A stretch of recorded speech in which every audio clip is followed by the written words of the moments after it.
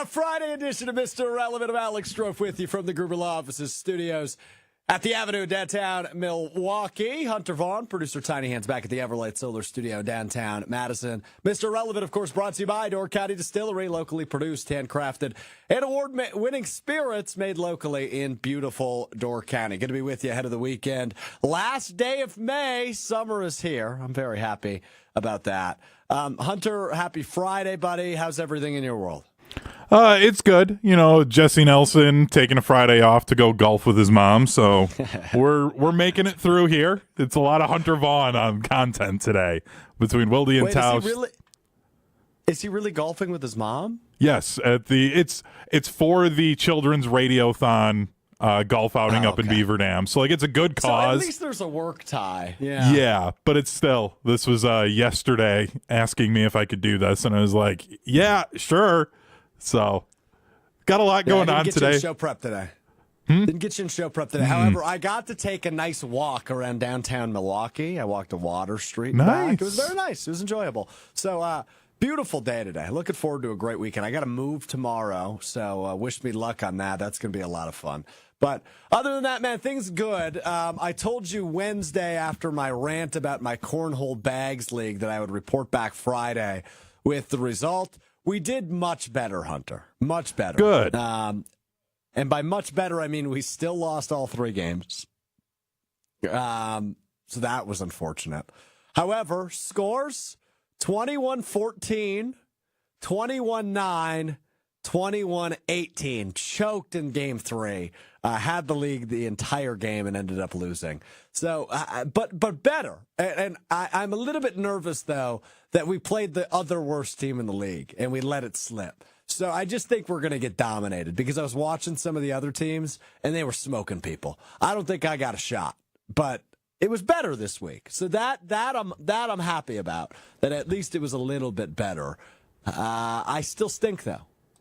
Yeah, but look, this is where right now you're a top 5 pick team. You're looking for that lottery pick, and this is just where you grow. You learn about your team. You learn how the two of you handle adversity together when you're getting smoked. Yeah. And this is where you really figure out who's all in, who's not, and this is where you learn the most about your team is this adversity that you're facing in your bags league. This could be great long term. You just got to get through the tough times right now. So are you implying that one of us is the issue? Like we need to go get a top 5 draft pick and replace one of us on our Bags team already in week 2? Not having seen any film on the team, I can't speak to that. I'm just saying that one of you might be a distraction or maybe a little bit of a locker room cancer, and I would never say that about your lovely lady. So I'm just saying maybe somebody's got to figure some things out. So you're implying it's my fault. I got it. Okay. No, I never said those words. I mean, kind of did. But it's okay. I'll get over it. Anyway, all right, let's move on. I want to start here today, Hunter, because this is something that bothered me last year, and it's something that is bothering me again this year, but 2 times the effect. So the Wisconsin Badgers, it was announced yesterday that they will play for Black Friday against the Minnesota the Minnesota Gophers. I almost said the Vikings. The Minnesota Gophers on Black Friday. And this isn't a night game. This isn't a national stage. This is an 11 a.m. kickoff the day after Thanksgiving, in which, by the way, the Packers play late at Camp Randall Stadium. I hate it. I legitimately hate it. If it was Friday night, I might actually have a different response to this. But it is a Friday morning kickoff on Black Friday, the national shopping holiday, the day after Thanksgiving when look, let's just be honest with one another. It's Wisconsin. People have a few on Thanksgiving. 11 a.m. kickoffs for what is college football's oldest rivalry isn't very sexy. It's not the sexiest of time slots to feature what should be a very interesting game. Last year, there were bowl eligibility implications, which I know 5-6 win teams in the final week of the college football season isn't the most exciting thing you're looking for. But typically, this has been a back-and-forth rivalry the last 5+ years. Typically, this game has produced a pretty darn good product. And yeah, by the way, It is the oldest rivalry in college football. It should be handled with a little bit more care and respect than hey, where can we place a college football game? How about Friday after Thanksgiving at 11 a.m., not, 12 hours after the professional team to the north is playing a game or ending their game on Thanksgiving as the Packers host the Dolphins Thanksgiving night. This shows you what the schedule makers and the national folks value the Wisconsin Badgers football program at right now. And while Luke Fickell is a highly respected hire as the head coach of the Wisconsin Badgers, getting placed in probably your premier game this season at 11 a.m. on the Friday after Thanksgiving shows you America doesn't really care. I know it's a national television game. I understand that. But who's getting that excited about an 11 a.m. start on Black Friday? I hate this, especially, and it makes it double as bad because the Packers play at 7 o'clock the night before, right? Like, I love football. I love the idea of, Saturday to Sunday, Badgers Saturday, Packers Sunday, and you have like 24 hours to let it breathe. You've got no availability to breathe here. It's Packers, bedtime, wake up, have a cup of Joe, Badgers, Minnesota in the final week of the regular season, in a season in which it could be bowl implications for the Badgers because it's only year 2 of the Fickell regime. I'm not expecting them to be a 10-win team this year. I'm not expecting them to be competing for the 12-team playoff.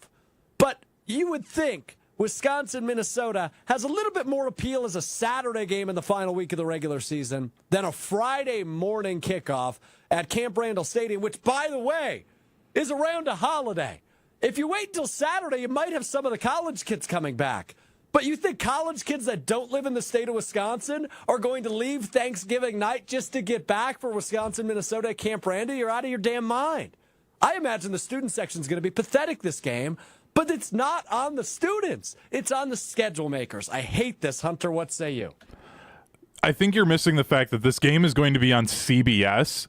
So CBS all week is going to be running promos about how they're going to have Cowboys-Giants on Thanksgiving Day, and then they're going to follow it up with another rivalry game on that Friday. So for them, I think this was CBS wanted this game of the available games. So this idea that it's like they don't think highly of Wisconsin football, I honestly don't think is true. I think CBS wanted this game to have a rivalry weekend and be able to fill their slate with rivalry games that entire time. That's a positive for them. And also, I think the Badgers are going to surprise people. I think they're going to be a 9-10 win team. So put a little bit more. Yes. I think they're going to surprise Alabama. I think they lose at USC. Oh, come on, Hunter. No, I'm serious. I'm serious. I think what about this Badgers team makes you say, hey, this is a team that can beat Alabama, who, by the way, will be competing for a national championship? It's an Alabama team that's going to have an entirely new coaching staff there. They're going to be figuring things out. It's not going to be the same Alabama that it was when Wisconsin went down to Houston and played them in a neutral site game. It's not going to be the same team. They're still going to be very good. They're going to be a top third of the SEC, but they haven't done a road game to the Big Ten since they went to Penn State in 2011. I'm just saying that if Wisconsin's going to get a big win on the year, that will be the big win that they get. So, and what time do they have that one kicking off? I know that's an 11 o'clock on Fox, right? That's an 11 o'clock it's game the big as well? noon. Yep. I'm okay with that, I guess, in September. But wouldn't you rather that be under the lights? Yeah, I would rather it's like under the lights. 6:30 kickoff? But this is, again, if Fox got that game, they're going to put it on their premier time slot. And for them, their premier time slot is the big noon kickoff. It's not the Saturday night game the way that ESPN treats it by putting it on ABC. So it's just the way that the network treats that game. CBS is treating their time slots as 2:30 is their premiere. The 11 o'clock is number 2. 7 p.m. they may not do a whole lot because of NBC and ESPN. I want to go back to the question I asked you before, which is what about this Wisconsin team makes you think they can beat Alabama, who will likely be competing for a national championship? The answer you gave me was all about Alabama. What about Wisconsin makes you think they can beat a team like Alabama? I think that this defense is going to be much better. Alex Grinch is a terrible head coach. He's a really good assistant coach. He is a really, really good assistant coach. It's just his birthday, Hunter. Show some respect. I am. I'm telling him he's the best he's one of the best defensive assistant coaches in the country. The dude is really good at that. So I think that this defense is going to take a step forward. I think the offense is going to look a lot more efficient when they don't need to try and feed Braylon Allen the way that they did. I think that Van Dyke is going to be a better pure passer. The reports out of camp have been he has an insane connection with Bryson Green. So now if Green is consistently playing well on the outside and Van Dyke has that guy on the outside, I've got him on the screen and Will Pauling playing the slot, I think this offense is going to be a lot better and a lot closer to what we expected it to be, because it's going to be in what we thought it was last year for this team. I'm not saying that this is a playoff team next year, but I'm saying of the games on their schedule, shocking Alabama, who has a true road game early on in the year, shouldn't be that surprising of a thing, because we see it all the time in college football. College football is weird. Crazy stuff happens when big teams go on the road. So to sit here and act like, oh, it's Alabama, no way Wisconsin can ever win a home game against Alabama, I think is just pathetic that that's what this fan base has come to, that I'm somehow this crazy person for saying that, oh, hey, they can actually do this. Let's actually act like, hey, this is still a good, talented Wisconsin team. You can't use something I said as an indication of the entire Wisconsin Badgers. It is, because I've been getting ripped apart for it, because I've said this numerous times, and I get ripped apart for it on TikTok when we were on a TikTok live during the Brewers-Cubs game, and someone asked us about it. Talking about this game on that. Yeah, someone in the chat asked about it, so I said it. I answered. I gave the people what they wanted. Okay, I got ripped apart for it when we did a season recap show of ESPN Wisconsin College Game Day, and I'm tired of it. Wisconsin can beat Alabama. The odds are they won't. But to sit here and act like, oh, nope, it's Alabama, it's a loss, they're automatically losing, it's just pathetic, and it's sad for this fan base. Well, you play the game for a reason. Nothing is an automatic loss, but nothing. Fan base is treating it like it is. Well, you said you think they're going to surprise some people. They'll be a 10-win team. And I don't think anything about this schedule screams 10-win team, right? You count Alabama, you get a bye, and then the following week you go to USC. You've played Penn State this year. You go to Iowa. You host Oregon this year. Like, those are 5 losable games. This team could very well be 7-5, assuming they win the rest of them. So I struggle with how hard the schedule is, because Oregon, I mean, legitimately, Hunter, you're a college football buff. That's probably one of the best teams, if not the best team in the country as it stands right now. Oregon will probably be fighting with Ohio State to win the Big Ten. So the way I mean, we'll just go right through. We'll play the schedule game. They're going to beat Western Michigan. They'll beat South Dakota. In my scenario, they're beating Alabama. That puts them at 3. I think they drop that road game against USC. And then they'll beat Purdue. Probably think that you think they rattle off 3 straight, right? Against Purdue, at Rutgers, at Northwestern. Okay, fair. That's 6 or 5. 6. They're at 6. 6-1. Yep. I think they can beat Penn State at home. So that's 7. They win on the road against Iowa. And then I think they can beat Nebraska and Minnesota. And lose to Oregon. Yes. 10-2. Yep. I think 10-2, 9-3 is not that shot. Like, none of that would be other than that Alabama game. Pick one. 9-3 or 10-2. I'll go 9-3. But I do think 10-2 is realistic. I want to know from Potawatomi what the over/under win total is. So I'll try to look that up quick, but I imagine 8.5 is high. I think they're probably sitting at like 7.5. And I'd be willing to place a friendly bet with you at some point. We got plenty of offseason left, but to dictate what that bet would look like. But you're more confident than I am. You're more confident than I am. That's for sure. I'm just a better fan. That's all. That's all. You're just a better fan. Pop that graphic back up for me, because there's another Friday night game, which I believe is week 2 of the high school football season in Wisconsin. It's their season opener against Western Michigan, which will be played on a Friday night, FS1 at Camp Randall. That's August 30th. And then a couple weeks later, The Packers are playing on a Friday night against the Philadelphia Eagles in Brazil. So high school football is just being tortured by this, which I'm not going to be a hardo. I would prefer probably to watch college or professional football than high school football. But, I feel like you should give those guys their night.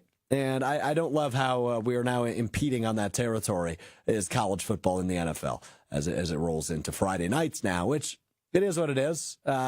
It allows me to have Saturday free to watch the rest of the college football slate. It allows me to have Sunday free to watch the rest of the NFL slate, which I don't hate that. But it's just a little too much for me. And Badgers playing two of them. They played one last year at Purdue. I think that was week 4 of the college football season, early September.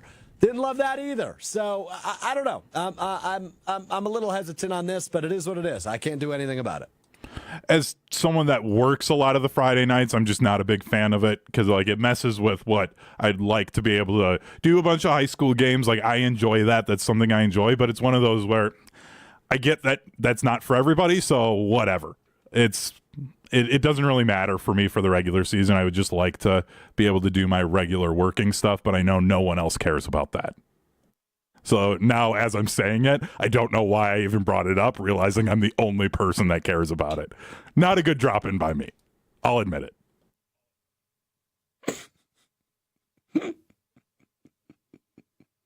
Bang up job, Hunter. Keep it up. Thank you. Thank you. One of my best moments. I know. I was just gonna At least I learned from my mistake. It just happened as I was 2/3 of the way through. A total of 6.5 on the year. 6.5? Oh, Man, that's Hunter's easy. Smacking the over on that. Oh, yeah. Oh, no. I don't know about that. All right, let's move on. Wow, what a way to end that part of the show. Good job, Hunter. Thank you. Good work by you, pal. I want to talk Chicago Bears as they are officially selected. HBO gets it right for the second year in a row. Chicago Bears will be featured on the preseason edition of Hard Knocks. And look, I mean, if we had to look at, after we finish talking about the Wisconsin Badgers, the football teams that have been most talked about the last couple of months in Wisconsin, it would be 1, the Green Bay Packers, per usual. It would be 2, the Chicago Bears, and 3, the Wisconsin Badgers. And that's not an indication of Bears fans living rent-free or the Caleb Williams living rent-free. It's none of that, right? Caleb Williams is stinking up the joint at OTAs right now. And again, I said this last week. I don't put a ton of stock into that. I don't really care about that. But what I do care about is getting an inside look into an organization that has been hot trash for a decade and a half with a head coach that's on a steaming hot seat with a rookie quarterback that apparently has been stinking it up a little bit. And with an offense that's went all in, right? You add Keenan Allen, you add DeAndre Swift, you add Gerald Everett, you add to the offensive line. Defensively, you were already in good shape. You add some pieces, like a Kevin Byard. I know he's old, but I like him at the safety position, coming from Philadelphia, formerly of Tennessee. Chicago, on paper, and we did the exercise the last couple of shows with the offense and the defense, is a pretty darn good team. They seem like they should be a pretty darn good football team in 2024.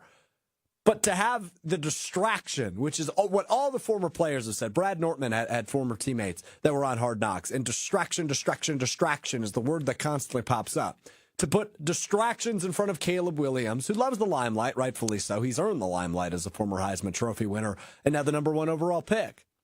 But this is a team that might already be in at least playoff or figure it out mode. And what I mean by that is if this isn't a playoff team, I think already this year, it might be time to move on from Matt Eberflus and restart the clock at the head coaching position. Because they have done everything from a roster construction standpoint to compete in the NFL. As much as I hate the Bears, I can sit here and objectively say they are probably the team that were the most improved this offseason. With the addition of Caleb Williams, with the addition of Rome Odunze, with the addition of the defensive pieces, with the addition of Keenan Allen, DeAndre Swift. This is a team that is putting Caleb Williams in the most ideal position for a number 1 overall pick pretty much of all time. Number 1 overall picks typically go to the worst team in the league. Therefore, not a very good offense in place. The Bears completely owned the Panthers in that DJ Moore trade giving them the number 1 overall pick a year ago, and in return got Caleb Williams, the number 1 overall pick this year, as a 7-10 football team a year ago. A team that wasn't that far off from the playoffs last year. So naturally, they improved in the offseason. You should expect improvement. But to add distractions to a rookie quarterback's plate, to add distractions to a coach that's on the hot seat's plate, I love this as a Packers fan. Look, last year I was so sick of Aaron Rodgers, and I didn't really give a damn about the Jets overall. And ultimately, we know how that played out. Aaron Rodgers didn't really play for the Jets last year. It was still kind of fun to get an inside look of what that looked like. But for the Bears, for a team as a Packers fan that I have to see twice a year, that I have to keep an eye on throughout the entirety of the season, I'm going to enjoy this inside look. It's going to make me hate some players more. It's going to make me probably like players I shouldn't want to. And it's going to give you an up-close and personal look on the number 1 overall pick. Not often you have that featured in a weekly documentary series. If I'm a Chicago Bears fan, and the reception seemingly has been very positive, I would hate this. I would hate the distractions, because that's what they are. That's what Hard Knocks is for the team that's being focused on. It's a distraction. Cameras everywhere. I would hate this if I was a Bears fan, but as a Packers fan, I love this, man. Show me all the struggles. Show me all the hardships. Show me all the issues that's going on in Chicago. Give me an up-close look on that. That is appealing television. And I love crappy TV, man. Like, I watched The Circle. I watched Love is Blind. I watched The Bachelor. Give me Caleb Williams, You watch wrestling. Matt Eberflus, and the goofy Chicago Bears on HBO's Hard Knocks. Give me the crappy reality television that is Hard Knocks. And the Chicago Bears. I love this year. I love it. I love it. All right, let's do this. Let me tell you about Door County Distillery. Locally produced, handcrafted, award-winning spirits made locally in beautiful Door County. Weather's getting great. I know you're heading up to Door County. Go pop in. Tell them I sent you. Take the tour. Do the tastings. Check out the exclusive bottles they have only at the location in Carlsville in southern Door County. And you can also check them out online and buy a bunch of the stuff. Cherry vodka, cherry brandy, apple brandy, the award-winning single malt whiskey, the bourbon, the rye whiskey, all the in-betweens available at your local retailer. Scan the QR code. Check out their website, DoorCountyDistillery.com. Find the retailer nearest you and mix up some fun cocktails this weekend. It's going to be beautiful out. They've got a huge list, like a ginormous list of cocktail recipes, and you can filter it too. Like, you can say, I have this, and it'll show you what recipes to make with it. Some summer, some wintry. You got the apple brandy. Sometimes that's good. If a little warm drink, you can do like a little cider with that in the winter. In the summer, you can do a little spritz action. Check out their website, man. You're missing out. Door County Distillery, award-winning, does it better than everybody else, and they're local. Who doesn't love local? A bunch of local collaborations, whether it's their coffee liqueur, within the cherry vodka and the cherry brandy, with locally produced Door County cherries. Place rocks, man. Let's learn more about them right now. We'll be back in 60. It's Mr. Relevant. I'm Alex Strouf. I'm back at the legendary Door County Distillery with the legendary Beth. Hi. Nothing bigger right now than espresso martinis and confession. I've never had one, Beth, so I think I need you to teach me how to make one. It's real simple. With ours, we do our Java infusion, which is our coffee-infused spirit, our vodka, some chocolate sauce, and some coconut cream, so it's dairy-free for those who can't have lactose. We're going to start with 2.5 ounces of our Java, because this is a martini, so lots of booze. Yes. 1.5 of our vodka, about a 1/2 ounce of your chocolate syrup and your coconut cream, or cream if you prefer. Shake this for about 15 seconds. She's a pro. I'd spill everywhere. Strain that into our martini glass. There we go. Quick and easy espresso martini. Time to try it. First ever espresso martinis. Cheers. Cheers. Oh, that's delicious. That's really good. I'm an espresso martini girly now. Yeah, no doubt. Who isn't? Check out their website with a huge list of unique cocktail recipes at DoorCountyDistillery.com. That's DoorCountyDistillery.com. David on the ESPN Milwaukee YouTube chat says, Bears on HBO Hard Knocks really should air on Comedy Central. I agree with that. In the break, Joshy DiMaggio, here at the Gruber Law Offices, one call That's All Studios, at the Avenue in downtown Milwaukee, called me a Bears fan because I've talked about the Bears so much. Joshy, I'm not a Bears fan, and you know that. You are, as I said on the schedule release show, the very first Packers-Bears fan. You love the Packers, but you are so excited to watch the Bears play.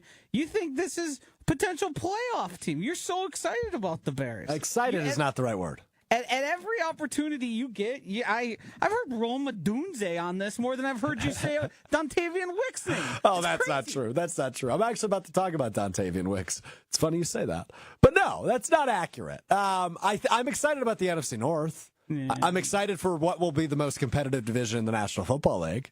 Why wouldn't you be?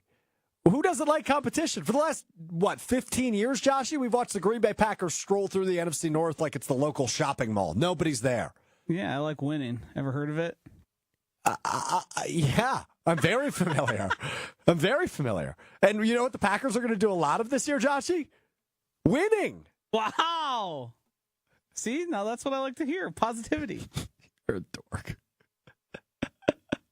Amazing.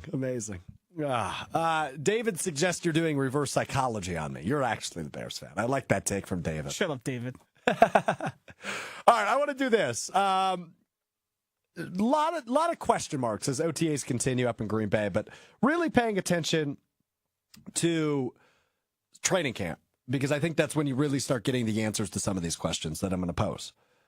I think a lot of the minutia that comes with the offseason of a playoff team is pretty minor in comparison to a team like the Bears, to use them again, right? Like, they have a lot more question marks than the Green Bay Packers do, coming off a 9-win season, which included a playoff win on the road at the Dallas Cowboys and a divisional appearance against the 49ers, in which Packers probably should have won that game. So, Hunter, I screwed up. Oh, I actually wrote 6 storylines.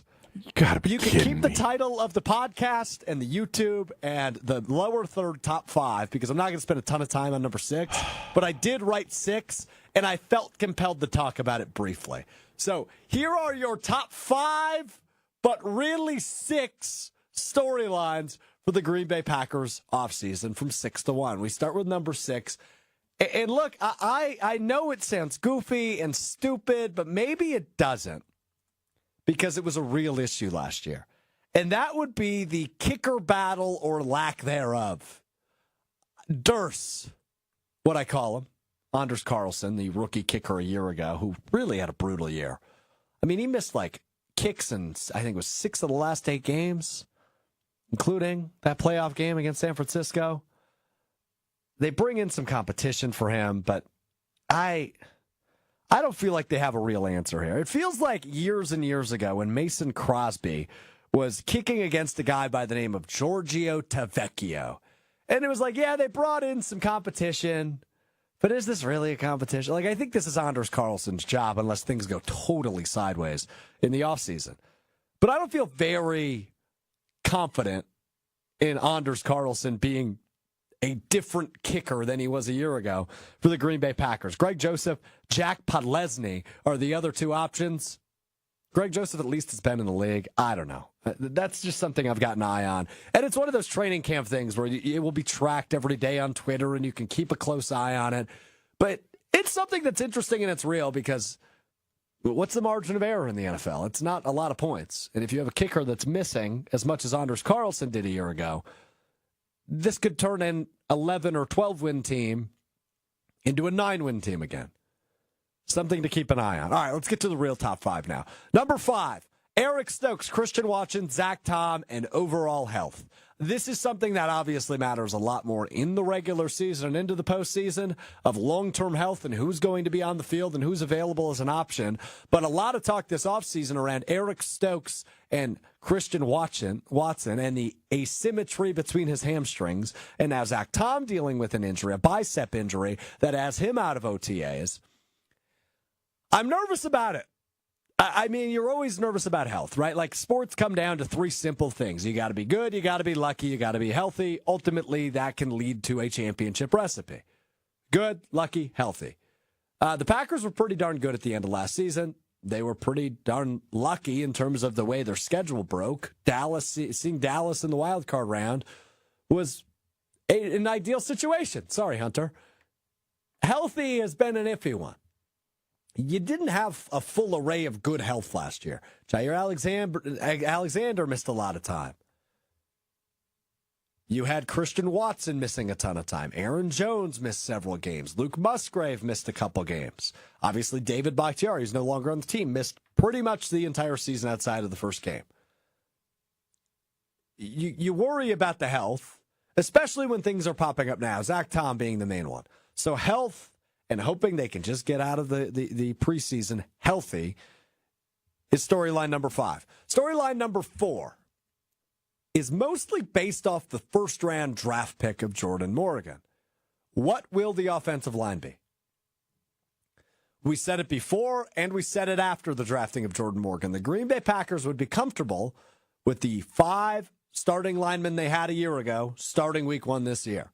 But when you add in a 6'8" left tackle in the first round of the NFL draft, when there were very good offensive linemen available, and other positions, defensive backs as well, you kind of hope he cracks the starting lineup. I don't know if it's a bad thing if he doesn't, but you hope he does in Jordan Morgan. But what happens to Rasheed Walker? What happens to Zach Tom? Are you sold on Josh Myers? Is Sean Ryan for sure the answer at right guard? Those are some of the things I'm looking at on the offensive line side of things. I think that's a big storyline because guess what?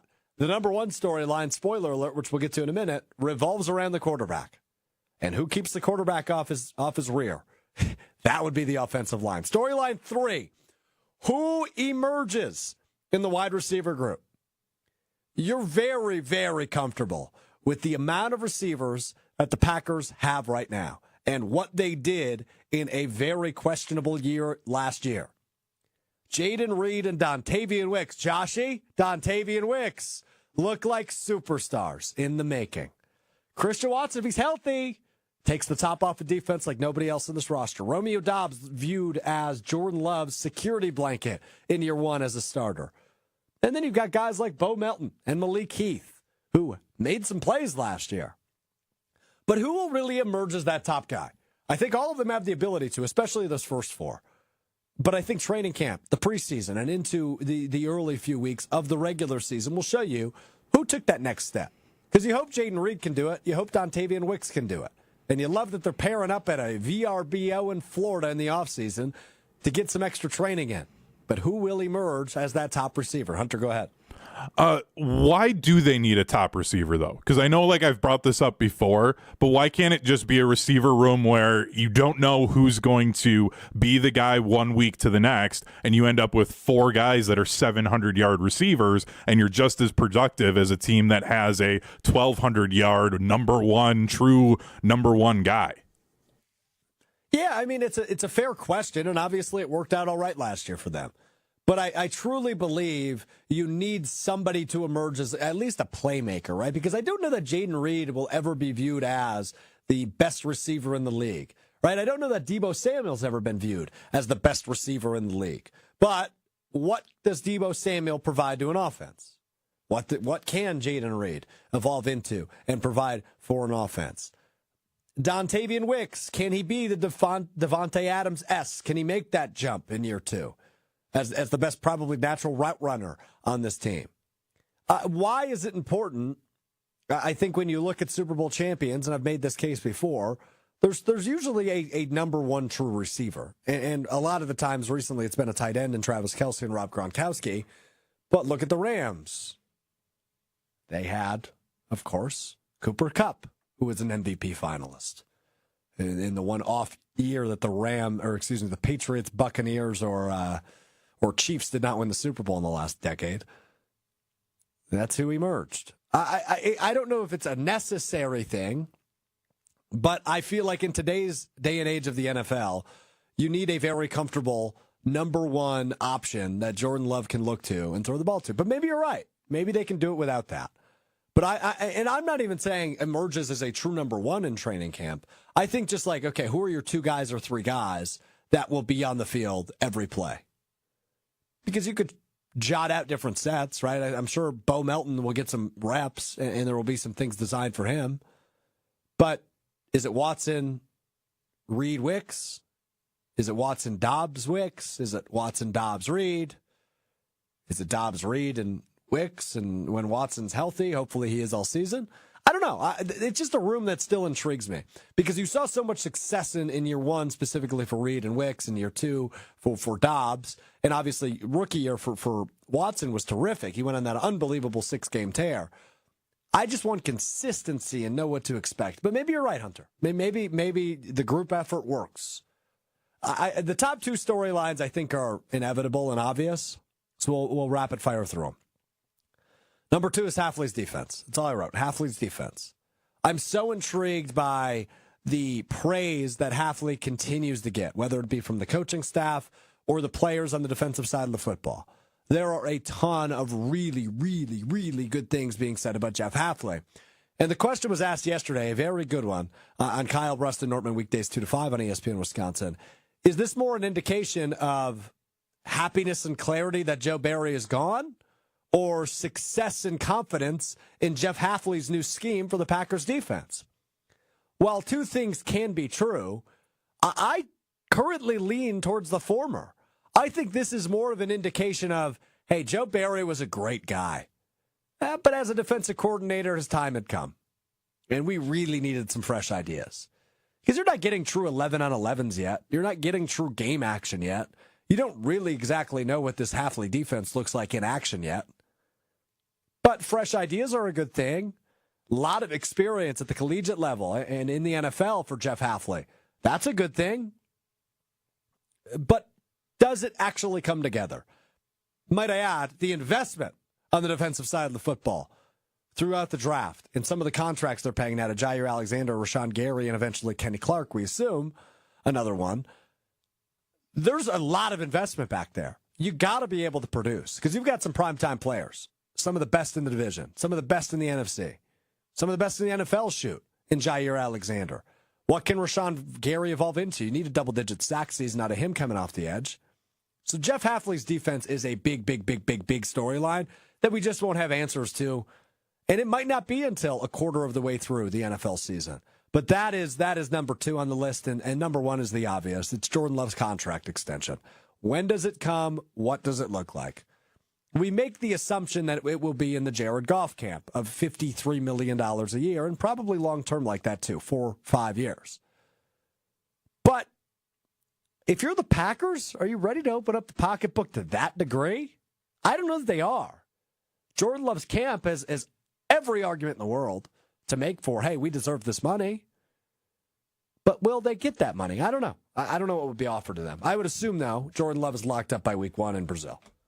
If not sooner. I would be shocked if he's still not under contract long-term by first week of August.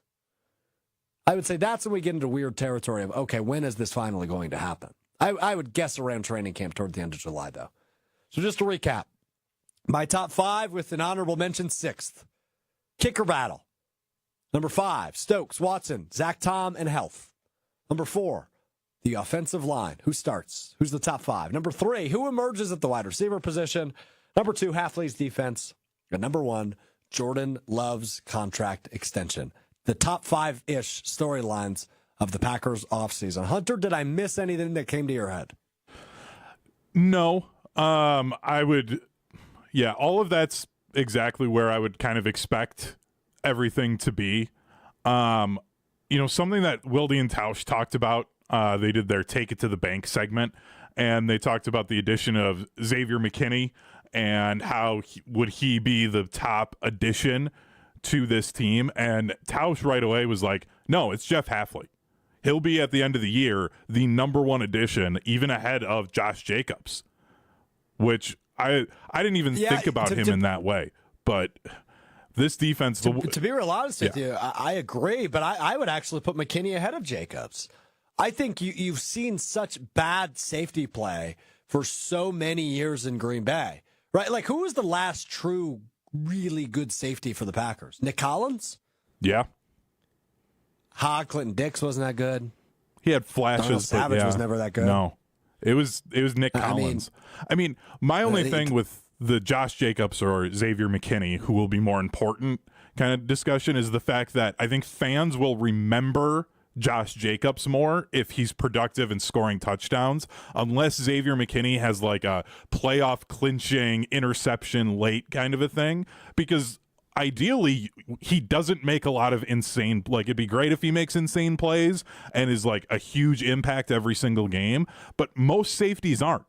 So as long as he's not getting burned deep and giving up a bunch of touchdowns and you're like, where the heck is he playing and what is he doing, then he's doing his job well, where Josh Jacobs is going to be getting touchdowns. He's going to be out there. He's going to have big highlights. So we may remember Josh Jacobs as being the bigger addition. And I think that's fair. We might just end up talking about him more. But yeah, Jeff Hafley coming to this team is, gosh, if this defense figures it out for Green Bay, like they're going to be able to compete against San Francisco. It's going to be a 2-horse race with Green Bay and Detroit all season long. Yeah, totally. I'm with you right there. I mean, I think those are the 3 best teams in the NFC as it stands right now. You could probably make a case for Philly. You could probably still make a case for Dallas. Nah, I wouldn't for Dallas. Does anybody in the South intrigue you to that level? Like, I like the Bucks. I like what the Falcons are doing, but I don't have them in NFC contender status. No, I think it's in this order. I think in this order, it's Niners, Lions, toss-up between Eagles and Packers, top 4? Yeah, I would say so. Anybody from the NFC South, like this is going to be another year where the winner of that division maybe has 9 wins. Like they could have a sub 500 winner, and it's not because it's a terrible division. It's just they're all kind of right in the same area of like, oh, well, we kind of suck, but at the same time we can still like beat a team, and maybe we somehow squeak out just above 500. You're spot on with that. You are indeed. All right, let's move on. UW Hall of Fame. University of Wisconsin earlier this week announcing the 2024 inductees into their athletic Hall of Fame. And a guy I have worked a lot with, a guy I've worked very closely with over the years. Tarek Saleh, the UW's all-time leader in sacks, finally gets his name in the UW Hall of Fame. Amazing news for him, who has a ton of school records. It's long overdue, and it is just really, really, really, a great moment for Tarek Saleh, who's been on the airwaves on ESPN Madison for, well, probably over 2 decades at this point. Saleh, just to run down his resume, if you're not familiar, he played at Wisconsin from 1993 to 1996. He's the school's all-time leader in sacks. He is also the school's all-time leader in tackles for loss yardage, and quarterback sacks yardage. He also ranks in the single season top 10 in all of those categories I just named. He was the defensive MVP of the 1996 Copper Bowl. He played in the 1994 Rose Bowl. He played in the NFL for 2 different teams, the Carolina Panthers and then the Cleveland Browns, where he was later converted to a fullback for the Cleveland Browns. This guy's a linebacker that got converted to a fullback in Cleveland to prolong his NFL career. He was a first-team All-American in 96, second-team All-American in 1995, and a first-team All-Big Ten selection in both 95 and 96. The resume's stacked, and his media career pretty darn wild as well. He is one of the biggest nutcases I've ever worked with and met, and he is just one of the all-time good guys. So super happy for Tarek Saleh, headed to the UW Hall of Fame. Let's wrap up the week, as we always do, with What Strouf Learned. You learn something new every day. I learned something new while we've been sitting here that I'm actually really fired up about. The Buffalo Bills are having an offseason, man. The drafting of maybe the best quote, the best soundbite of a rookie in Keon Coleman. If you have not listened to him do an interview, look it up. He is hilarious. Josh Allen looking to get back. They trade Stephon Diggs. They plug in a bunch of different receivers in Buffalo, looking to just make something work. And now, in the last hour, they have signed Olympic gold medalist wrestler and NCAA national champion Gable Steveson to be a defensive lineman. He has never played football before. The first time he put on cleats was earlier this week when he worked out for the Bills. And Gable Steveson was, by the way, signed to WWE. He was going to pursue professional wrestling, but instead, he's coming to the NFL, just like DJ Burns should from NC State, the big MFer. I love this. I love non-traditional signings in the NFL, man. I really hope this works out. as he's dominant, man. He's physical as hell. He won a gold medal in wrestling. He won multiple national championships at the University of Minnesota, one of the most dominant college wrestlers of all time. NFL worthy. I love untraditional signings. It's awesome. Back with you Monday, beginning at 12:30 on the ESPN Milwaukee, ESPN Madison YouTube channels, and available wherever you get your podcast, Apple Podcasts, Spotify, Wisconsin On Demand. Just search Mr. Relevant will be your first result. If you're watching on the YouTube stream, give us a thumbs up, click subscribe, turn on the notification bell just so you get a little notification every time we go live, every Monday, Wednesday, Friday, beginning at 12:30 right here on the ESPN Milwaukee, ESPN Madison YouTube pages. We'll talk to you on Monday. Make it a great weekend. Enjoy the beginning of summer, the official kickoff this weekend. We will talk to you on Monday. It's Mr. Relevant. I'm Alex Strouf. Peace.